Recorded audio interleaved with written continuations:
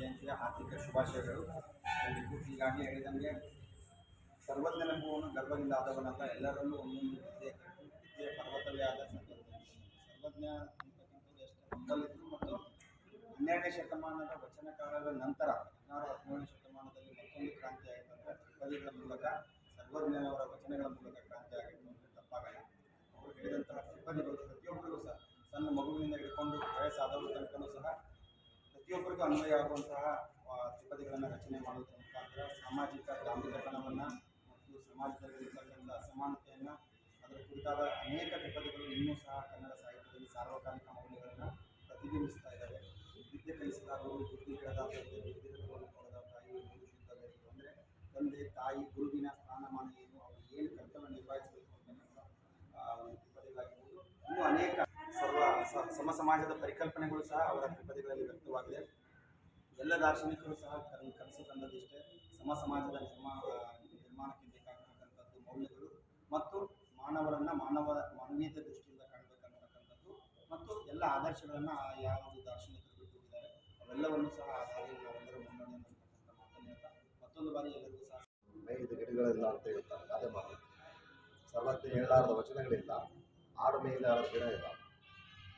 ಸರ್ವಜ್ಞ ಜಾತಿ ಕುರಿತು ಹೇಳಿದ್ದಾನೆ, ರಾಜಕೀಯ ಕುರಿತು ಹೇಳಿದ್ದಾನೆ, ಜ್ಯೋತಿಷ್ಯದ ಕುರಿತು ಹೇಳಿದ್ದಾನೆ. ಸಮಾಜದಲ್ಲಿ ಮೌಢ್ಯಗಳೇನದೋ ಅವೆಲ್ಲವನ್ನೂ ಧಿಕ್ಕರಿಸಿ ಜ್ಞಾನದಿಂದ ಬದುಕದಕ್ಕ, ಸಮಾನತೆಯಿಂದ ಬದುಕದಕ್ಕ, ಸನ್ಮಾರ್ಗದಿಂದ ಬದುಕದಕ್ಕೆ ಏನೆಲ್ಲ ಬೇಕು ಅಂತ ಒಂದು ಮಾರ್ಗವನ್ನು ತೋರಿಸಿಕೊಟ್ಟಂಥ ಮಹಾಕವಿ ಸರ್ವಜ್ಞ.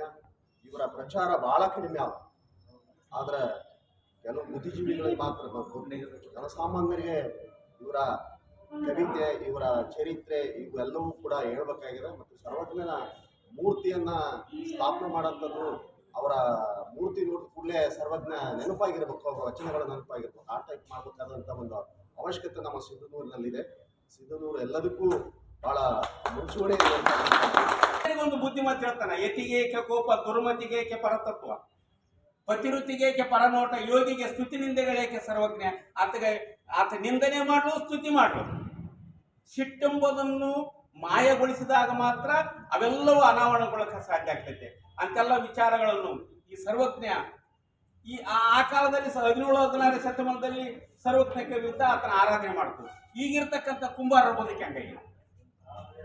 ಸಂವಿಧಾನದ ಆಶೋತ್ತರಗಳಿಗೆ ಸ್ಪಂದನೆ ಸಿಗಕತ್ತೈತೆ ಅವರಿಗೆ. ಆಧುನಿಕ ಭರಾಟೆಯಲ್ಲಿ, ಈ ಪ್ಲಾಸ್ಟಿಕ್ ವ್ಯವಸ್ಥೆಯಲ್ಲಿ ಇವೆಲ್ಲವುಗಳನ್ನು ಕುಡಿಕೆ ಮಣಿಕೆಗಳು ಎಲ್ಲಿದ್ದಾವೆ? ಅವ್ರ ಬದುಕಿಲ್ಲಿ, ಅವ್ರ ಬದುಕು ಯಾವ ರೀತಿ ಕಟ್ಟಿಕೊಳ್ಬೇಕು?